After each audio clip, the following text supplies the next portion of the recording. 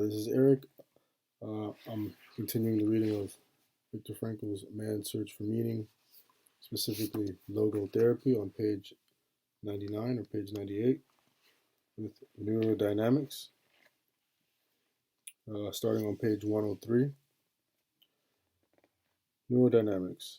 To be sure, man's search for meaning may arouse inner tension rather than inner equilibrium.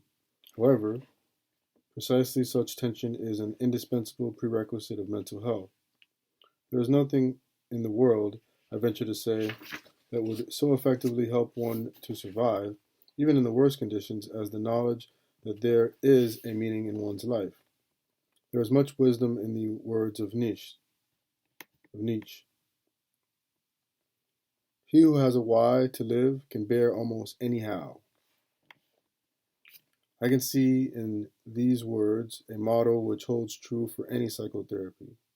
In the Nazi concentration camps, one could have witnessed that those who knew that there was a task waiting for them to fulfill were most apt to survive.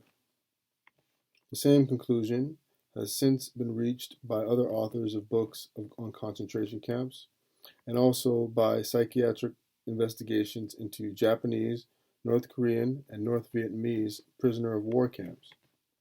As for myself, when I was taken to the concentration camp of Auschwitz, a manuscript of mine ready for publication was confiscated. Certainly, my deep desire to write this manuscript anew helped me to survive the rigors of the camps I was in. For instance, when in a camp in Bavaria, I fell ill with typhus fever. I jotted down on little scraps of paper many notes intended to enable me to rewrite the manuscript, should I live to the day of liberation. I am sure this reconstruction of my lost manuscript in the dark barracks of Bavarian concentration camp assisted me in overcoming the danger of cardiovascular collapse. Thus, it can be seen that mental health is based on a certain degree of tension, the tension between what one has already achieved and what one is still ought to accomplish, or the gap between what one is and what one should become. Such a tension is inherent in the human being and is therefore indispensable to mental well-being. We should not, then, be hesitant about challenging man with a potential meaning for him to fulfill. It is only thus that we evoke his will to meaning from its state of latency. I consider it a dangerous misconception of mental hygiene to assume that what man needs in the first place is equilibrium, or, as is called in biology, homeostasis, i.e., a tensionless state. What man actually needs is not a tensionless state, but rather the striving and struggling for a worthwhile goal, a freely chosen task.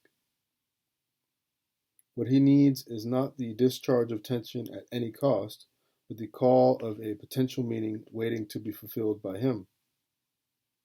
What man needs is not homeostasis, but what I call neurodynamics.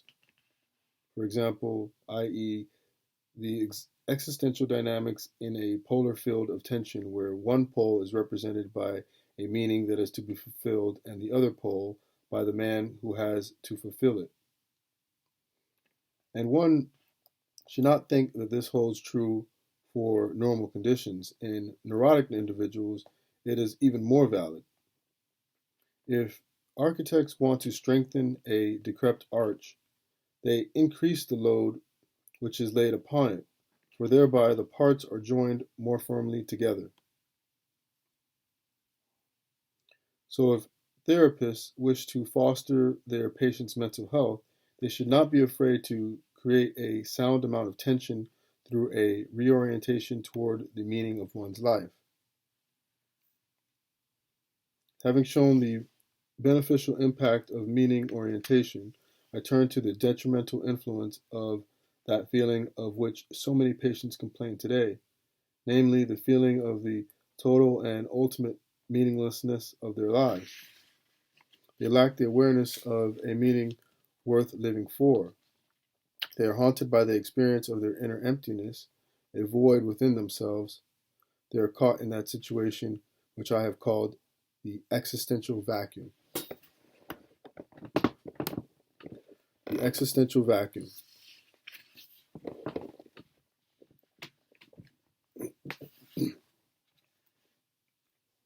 I'll go ahead and read that. Just before this video, I was looking at another video put up on YouTube. I had a quote from Viktor Frankl. Thought this one was pretty neat. It said, "This ultimate meaning necessarily exceeds and surpasses the finite intellectual capacity of man. What is demanded of man is not, as some existentialist philosophers teach, to endure the meaninglessness of life, but rather to bear his incapacity to grasp its unconditional meaning in rational terms." Viktor Frankl. He goes on to say this, and only this, or something like that, improves the quality of life. The existential vacuum. The existential vacuum is a widespread phenomenon of the 20th century. This is understandable. It may be due to a twofold loss which man had to undergo since he became a truly human being.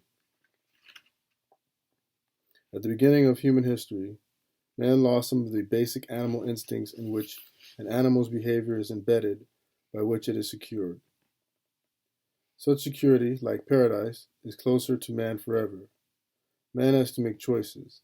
In addition to this, however, man has suffered another loss in his more recent development, inasmuch as the traditions which buttressed his behavior are now rapidly diminishing.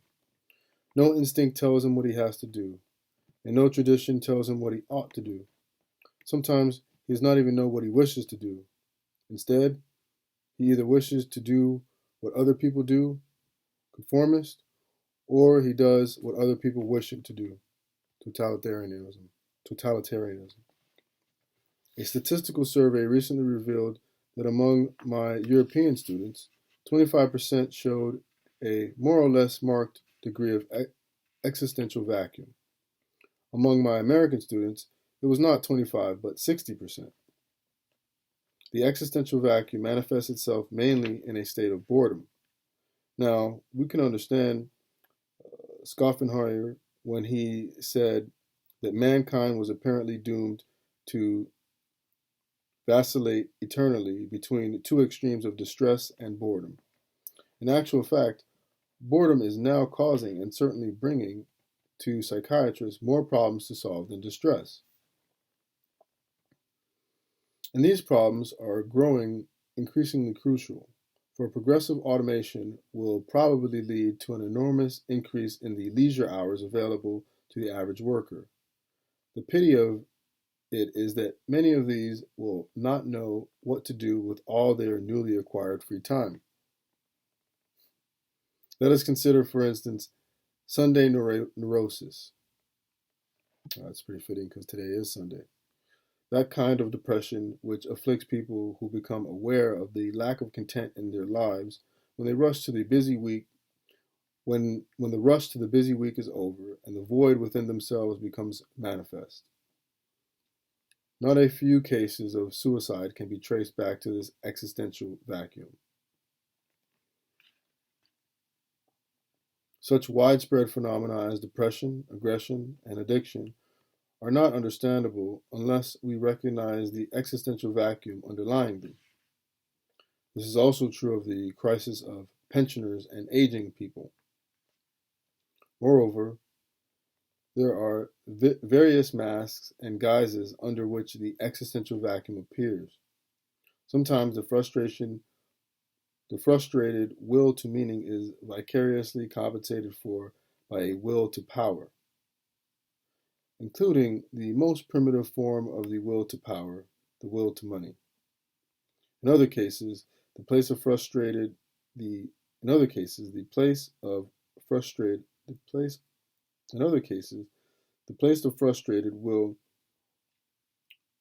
In other cases, the place of frustrated will to meaning is taken by the will to pleasure. That is, why existential frustration often eventuates in sexual compensation. We can observe in such cases that sexual libido becomes rampant in the existential vacuum. An analogous event occurs in neurotic cases. There are certain types of feedback mechanisms and vicious circle formations which I will touch upon later. One can observe again and again, however, that this symptomatology has invaded an existential vacuum wherein it then continues to flourish. In such patients, what we have to deal with is not a neurogenic neurosis.